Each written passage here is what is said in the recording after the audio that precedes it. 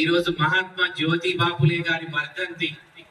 ఇంత మంచి ప్రతిరోజు ఈ కార్యక్రమాన్ని ఎన్నుకొని మా విద్యార్థులకు అమూల్యమైన సలహాలు సూచనలు ఇచ్చి వాళ్ళ భవిష్యత్తు కోసం వాళ్ళ కుటుంబాలు బాగుపడే విధంగా చాలా బాగా ఎక్స్ప్లెయిన్ చేశారు sir. Thank you very much. మా కాలేజ్ అధ్యాపక వర్గం తరఫున మీకు ధన్యవాదాలు తెలియజేస్తున్నాము. అలాగే మన విద్యార్థులందరూ ఆ మొబైల్ నంబర్స్ ఫీడ్ చేసుకొని ఎప్పుడు మీకు డౌట్ వచ్చినా కానీ చంద్రం గారితో మరియు షఫీ గారితో మాట్లాడి మీరు ఈ కోచింగ్ తీసుకుంటే కోచింగ్ ద్వారా మీకు డిసిప్లిన్ అలవాటు అవుతుంది, ఫిజికల్ ఫిట్నెస్ వస్తుంది. ఓకే, తర్వాత వీటితో పాటు ఆర్మీ, నేవీ, డిఫెన్స్ జాబ్లే కాకుండా వేరే జాబ్లకు కూడా మీకు ఇక్కడ తీసుకున్న కోచింగ్ ఉపయోగపడుతుంది. కాబట్టి సార్ వాళ్ళ దగ్గర కోచింగ్ లో జాయిన్ అయ్యి మీరు మీ భవిష్యత్తును మంచిగా చక్కగా తీర్చిదిద్దుకోవాలని బాయ్స్ ను మరియు గర్ల్స్ ను నేను సభాముఖంగా కోరుతున్నాను. కాబట్టి ఈ విషయం గురించి మీ ఇంట్లో కూడా చర్చించండి, మీ తల్లిదండ్రులతో చర్చించి మంచి నిర్ణయం తీసుకోవాలని నేను మీ అందరినీ కోరుతున్నాను. ఓకే, దీనికి సహకరించినటువంటి మన తెలుగు సార్ లస్కర్ శ్రీనివాస్ గారికి మరియు నా తోటి అధ్యాపక వర్గానికి, ప్రియమైన విద్యార్థులకు ధన్యవాదాలు తెలియజేస్తున్నాను. జై హింద్. వెంకట్రావుపేట మరి షఫీ చాలా రోజుల నుంచి ఈ అకాడమీని రన్ చేస్తున్నాం సార్. మరి ఈ సంవత్సరం మన కాలేజీలో ఒక అవగాహన పిల్లలకు మిలిటరీ కానీ పోలీసు కానీ ఇటువంటి ఉద్యోగాలు ఇప్పుడు చాలా ఎక్కువ అవకాశాలు వస్తున్నాయి. మరి మేము ఒక అకాడమీని రన్ చేస్తున్నాం. మన ప్రాంతంలో నుంచి పిల్లలు ట్రైనింగ్ తీసుకుంటే మంచి ఉద్యోగ అవకాశాలు లభిస్తాయని చెప్పి నాకు గత సంవత్సరం నుంచి కూడా చెప్తున్నాడు. మరి మన కాలేజీలో నుంచే ఒక అవగాహన సదస్సును ఏర్పాటు చేసుకొని మరి మన కాలేజీలో చదివే విద్యార్థులను కూడా ప్రోత్సహిస్తే ఫ్యూచర్లో ప్రభుత్వ ఉద్యోగాలు కానీ దేశానికి సేవ చేసే కార్యక్రమంలో ముందుంటారన్న ఉద్దేశంతో ఈరోజు మన కళాశాలలో ఈ అవగాహన సదస్సు ఏర్పాటు చేశారు. దాని గురించి వచ్చిన నిర్వాహకులు, మన అధ్యాపకులు కూడా దాని యొక్క చేస్తే ఎంత బాగుంటుంది, వెళ్తే ఎట్లుంటుంది, ట్రైనింగ్ తీసుకుంటే ఎంత బాగుంటుంది అన్న విషయాన్ని మీరు అందరూ నేర్చుకొని ఇంటర్మీడియట్ అయిపోయిన తర్వాత ఆసక్తి ఉన్న విద్యార్థులు మరి దేశభక్తి, దేశం కోసం పనిచేద్దామన్న భావన ఉంటే మనం వ్యక్తిగతంగా బాగుపడతాం, దేశానికి కూడా ఎంతో కొంత సేవ చేసిన వాళ్ళ ఉద్దేశంతో ఏర్పాటు చేసిన మంచి కార్యక్రమానికి ముందుగా కళాశాల ప్రిన్సిపల్ గారు అయినటువంటి శ్రీనివాస్ రావు గారిని ఉపాధ్యక్షులుగా వేదిక మీద ఆహ్వానిస్తున్నాం.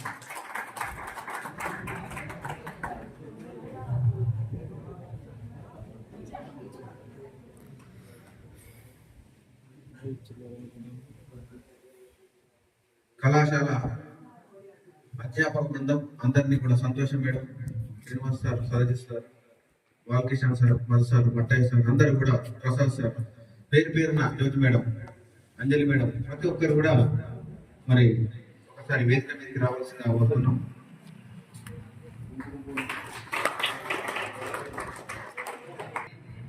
ఈరోజు ముఖ్య వక్త కానీ దాని నిర్వాహకులైనటువంటి ఒక చంద్రం గారిని వేదిక మీదకి రావాల్సింది కోరుతున్నా.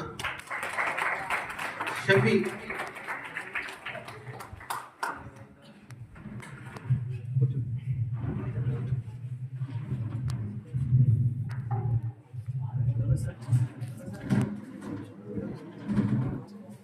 ఇక్కడ మీకు కనబడుతుంది army, navy, air force, SSC, GD, Assam rifle, RPF, police constable, అంటే ఇవి డిఫరెంట్ టైప్ అయినటువంటి ఒక కేటగిరీలో ఉండే ఉద్యోగ అవకాశాలు.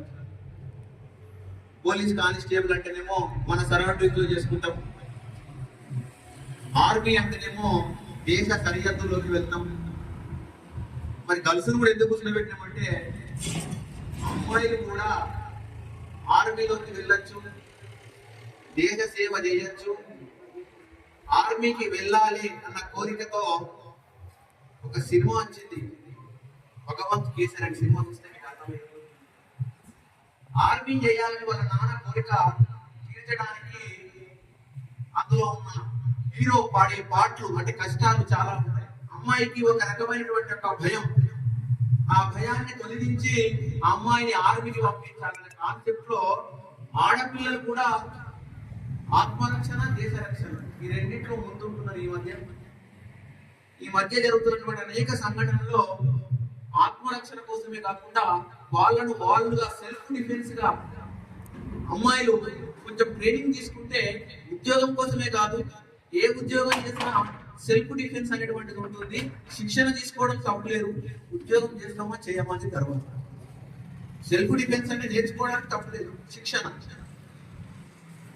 అయితే ఇక్కడ ఇంకొక విషయం ఏంటిదంటే, ఇక్కడ ఏదో ఇట్లా ఆడుతూ పాడుతూ నవ్వుతూ తులుతూ ఉండేదానికంటే కొంచెం కఠినమైనటువంటి ఒక శిక్షణ ఉంటుంది. ఎప్పుడైతే కఠినమైన శిక్షణ చేస్తామో అప్పుడే మనం డెవలప్ అవుతాం. ఆర్మీ అనేటువంటి శిక్షణ అంత గొప్పగా ఉంటుంది, అంత బిల్డప్ చేస్తుంది, నీ క్యారెక్టర్ ని బిల్డప్ చేస్తుంది, నీ యాటిట్యూడ్ ను బిల్డప్ చేస్తుంది. ఇక్కడ ఉన్న వ్యక్తుల్లో ఆటోమేటికల్ గా ఒకవేళ ఆర్మీ శిక్షణ తీసుకుంటే మీరు ఈ వ్యవహారాలు ఇట్లా చిల్లరగా ఉండే వ్యవహారాలన్నీ తగ్గిపోతాయి. మనకు ఐడియాగా తయారైపోయింది. ఒక ఊర్లో ఒక నలుగురు ఆర్మీ సెలెక్ట్ అయితే ఆ యూత్ చూసి ఇంకో 10 మందికి ఇన్స్పిరేషన్ అవుతారు.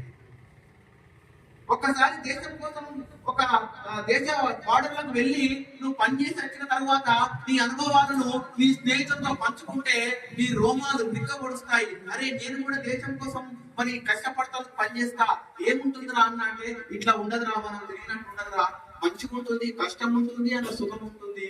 చాలా ఆత్మరక్షణగా కాకుండా మనసు కూడా నిబ్బరంగా ఉంటుందిరా అని చెప్పి మరి వెళ్ళినటువంటి ఒక సైనికులు మనకు చెబుతుంటారు. మన ఫ్రెండ్స్ మంచి అవకాశం, ఏం చేస్తే వస్తుంది, ఏం చదువుకుంటే వస్తుంది, దీనికి కావలసినటువంటి ఒక క్వాలిఫికేషన్ ఏంది, తర్వాత ఎగ్జామ్స్ ఏ విధంగా ఉంటాయి, దీనికి శిక్షణ ఏ విధంగా ఉంటుందో ఇవన్నీ విషయాలు చంద్రం గారు వివరిస్తారు. ఫస్ట్ నేను ఎందుకంటే మీకు ఒక మోటివేషన్ గా అసలు దీని ఉద్దేశం ఏంటంటే, ఇప్పుడు నేను మాట్లాడితే నేను ఏదో జనరల్ గా మాట్లాడతాను, ఆ శిక్షణ పరిధి ఎంత, ఎన్ని నెలలు ఉంటుంది, దానికి కాలం వాళ్ళందరూ కూడా ఎలిజిబులా కాదా అన్నటువంటి విషయాన్ని మనకు చంద్రం గారు వివరిస్తారు. అసలు నిజంగా చెప్పాలంటే మంచి అవకాశం. ఈ రోజు రేపు ఏంటంటే చాలా మంది ఈ యూత్ ముఖ్యంగా వ్యసనాలకు బానిసలైపోతుంది. ఉంటది మనసులో ఏదో చేద్దాం అన్న కోరిక ఉంటుంది, కానీ వ్యసనాలకు బానిసైపోయి ఒక నలుగురు ఒక దగ్గర కూడితే చదువు పట్ల కానీ నిర్లక్ష్యంగా ఉండి, నేను కూడా గమనించింది ఏంటంటే దేశభక్తి బాగుంటుంది అందరిలో, అదే నేను కూడా ఒక పోలీస్ అయితే బాగుంటుంది, నేనైతే మిలిటరీ అయితే బాగుంటుంది అని కోరిక ఉంటుంది, దాన్ని అమలు చేస్తలేరు, అంటే ప్రాక్టీస్ పెడతలేరు. ఇక్కడ ఉన్న విద్యార్థుల్లో కూడా చాలా ఇంట్రెస్ట్ ఉంది సార్. అందుకని ఈరోజు మా పిల్లలందరూ కూడా ఎంతో ఇంట్రెస్ట్ గా వచ్చారు. వాళ్ళు ఇక్కడికి వచ్చిండ్రు, వినాలని ఆసక్తి ఉంది. అంటే మాకు అనిపించింది ఏంటంటే మా పిల్లల్లో నాలెడ్జ్ అనేటువంటిది నిగూఢంగా ఉన్నది, వాళ్ళు బయటకు తీస్తలేరు. అదొక విషయంలోనే మేము కూడా వాళ్ళని ఎంకరేజ్ చేయాలనుకుంటున్నాం. మీరు చెప్పండి, ఈ 2-3 నెలలు ఇక్కడ కూడా మేము అంటే రైటింగ్ స్కిల్స్ కానీ స్కిల్స్ నేర్పిస్తాం. అక్కడ మీ శిక్షణలో మా కాలేజీలో చదివిన విద్యార్థులు రేపు పొద్దున ఫోటోలలో రావాలి, పేపర్లో రావాలి.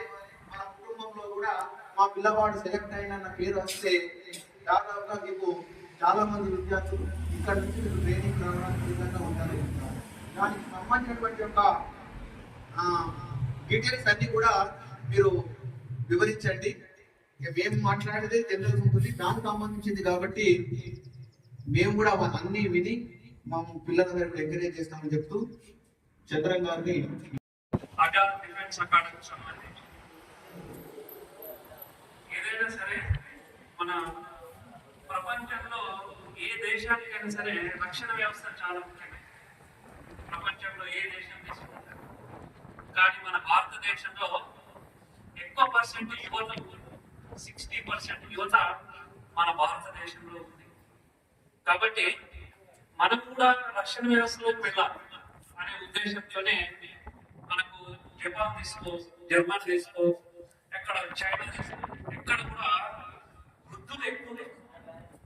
అలా కాకుండా మన భారతదేశంలో అయితే యువత చాలా ఎక్కువ కాబట్టి ఈ డిఫెన్స్ కి సంబంధించి వాటిలో మన 17.5-21 ఇయర్స్ లో అగ్నిపథ్ అనే స్కీమ్ చాలా బాగుంది. 4 ఇయర్స్ మనకు 10th క్లాస్ అంటే ఏ ఉద్యోగం రాకున్నా కూడా ఈ మనకు నేషనల్ డిఫెన్స్ అకాడమీ ఉంది కదా, ఎన్డీఏ.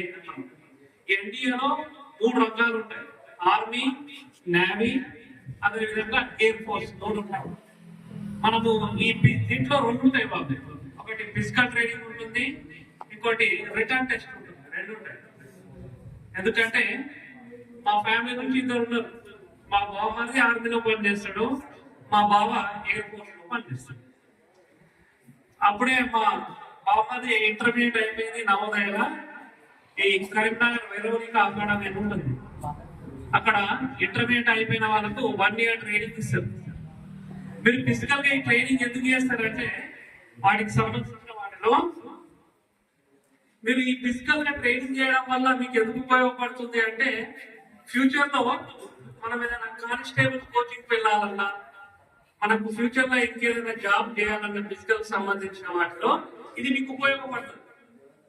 ఏది మనకి ఫిజికల్ మీకు డిఫెన్స్ అకాడమీలో జాయిన్ అయితే మీకు ఫ్యూచర్ లో ఇప్పుడు ఆర్మీ చేయొచ్చు.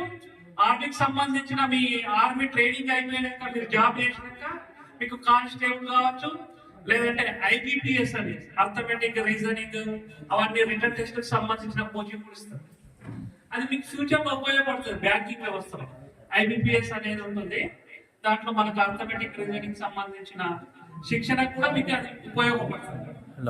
మెయిన్ ఖచ్చితంగా ఎక్స్ సర్వీస్ మెన్ కోటా ఉంటుంది. దాంట్లో మనకు ఖచ్చితంగా జాబ్ వస్తుంది. ఇంకా వేరే వేరే రిజర్వేషన్ ఉంటాయి, బీసీ ఎస్సీ ఎస్టీ రిజర్వేషన్. అందులో చాలా మంది ఉంటారు. వీళ్ళు మనకు 2% ఎవరు కూడా కాంపిటేషన్ ఉన్నారు కాబట్టి మనకి ఈజీగా టీచర్ జాబ్ తీసుకోవచ్చు, కానిస్టేబుల్ కావచ్చు, ఇంకా గ్రూప్ 4 గ్రూప్ 3 కావచ్చు. ఏదైనా సరే మనం ఈ ఉద్యోగంలో చేస్తే 10th మీద చాలా మంచి క్రమశిక్షణ ఉంటుంది, మంచి ఉద్యోగం చేసుకున్నట్టు ఉంటుంది. కాబట్టి మీరు కూడా చాలా ఉత్సాహంగానే ఉన్నారు. దీంట్లో డిఫెన్స్ అకాడమీలో కూడా చేరండి. మీరు కూడా మంచిగా దేశానికి యువత అవసరం కాబట్టి మంచి ఉద్యోగం సాధించడానికి ప్రయత్నం చేయండి. ఓకే.